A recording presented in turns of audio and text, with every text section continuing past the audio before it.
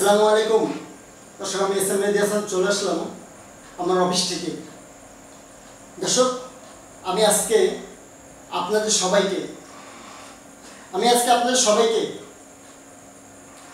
যে জায়গায় বাংলাদেশের যে জেলায় বন্যা হয়েছে, যে জেলার মানুষ কষ্টে আছে, বন্যায় বাড়িঘর প্লাবন হয়ে গেছে, অনেক পরিবার রাস্তায় নেমে আছে, রাস্তার সাইড পর্যন্ত তারা বসে আছে এবং রাস্তার সাইডে টোং তৈরি করে সেখানে থেকে তাদের জীবন পার করতেছে। যেসব এলাকা এরকম প্লাবন আছেন, যেসব এলাকার প্লাবন আছে, সেই সব এলাকার মানুষের কথা একবার ভেবে দেখুন। সেসব এলাকার মানুষের কথা একটু ভেবে দেখুন, তারা কি কষ্টের ভিতরে আছে। আমি আল্লাহ রব্বুল আলামিনের কাছে দোয়া করি, আল্লাহ রব্বুল আলামিন যেন বাংলাদেশের যে কটা জেলা, যে কটা থানা, যে কটা ইউনিয়ন, যে কটা ওয়ার্ড পানির তলে আছে বা মানুষের বাড়ি পানির তলে আছে, তাদের সবাইকে যেন আল্লাহ রব্বুল আলামিন এই পানি থেকে বাঁচিয়ে রাখে, পানি থেকে যেন আল্লাহ রব্বুল আলামিন বাঁচিয়ে রাখে।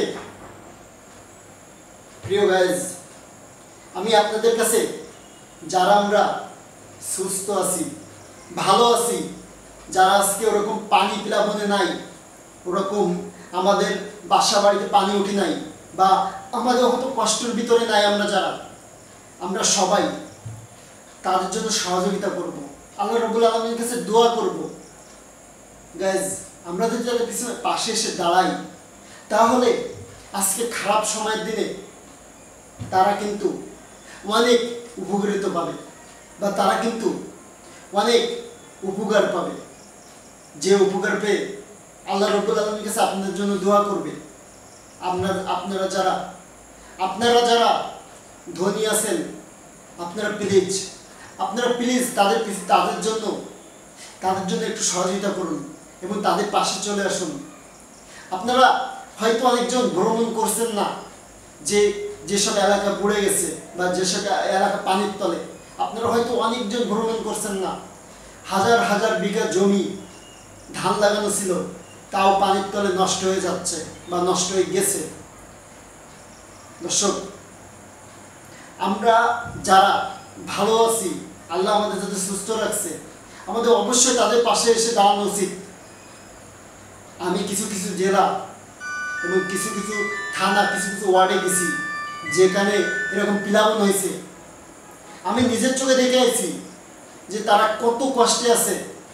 মাজা পানি বাড়ির ভিতরে, সেখান থেকে কোনো ক্রমে তাদের যে গ্রামে ছাগল, গরু, হাঁস, মুরগি, এইগুলা নিয়েও তারা চলে এসে রাস্তার পারে, যে রাস্তাটা একটু উঁচু আছে, তারপরে এসে সেখানে টোং বেঁধে আছে। দর্শক, আপনারা প্লিজ সবাই এগিয়ে আসবেন এবং এগিয়ে এসে সবাই সহযোগিতা করবেন।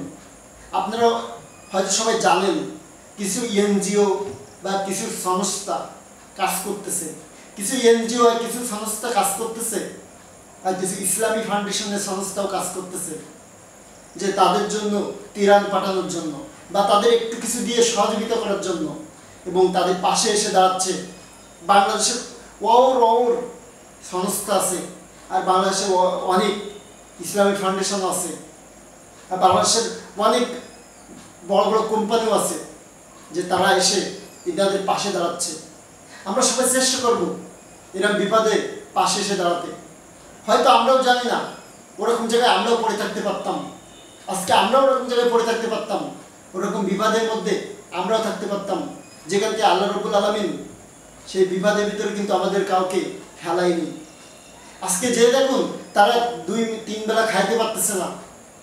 এমনও পরিবার আছে যে তাদের একবেলা ইনকাম না করলে চলতো না। এমনও পরিবার আছে ওই যে কিছু ধান লাগাইছিল, কিছু কৃষি কাজ করছিল, ওইগুলা দিয়ে তার পরিবার চলে। আজকে সবই পানির তলে, তারা অনেক কষ্টে বাস করতেছে। আপনারা প্লিজ এগিয়ে আসুন, আপনারা খোঁজ করুন যে কি কি সংস্থা সত্যিকারের সংস্থা তাদের জন্য কাজ করতেছে।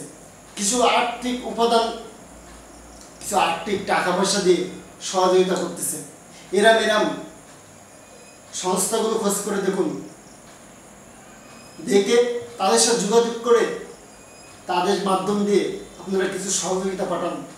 তাতে দেখবেন যে এলাকা পানির তলে আছে সেই এলাকার যে মানুষগুলো আছে তারা ভালো থাকবে। আর আমরা সবাই হিন্দু মুসলিম, একটা কথা আছে, হিন্দু মুসলিম আমরা সবাই ভাই ভাই, আর মুসলিম তো আমরা সবাই ভাই ভাই। এই জন্য আমরা সবাই সবার জন্য দোয়া করবো আর আমরা সবাই যারা বিপদে আছে, যারা এরকম কষ্টে আছে তাদের পাশে এসে দাঁড়াবো। নমস্কার, আমি এস এম মেহেদী হাসান, বিদায় নিচ্ছি আমার অফিস থেকে।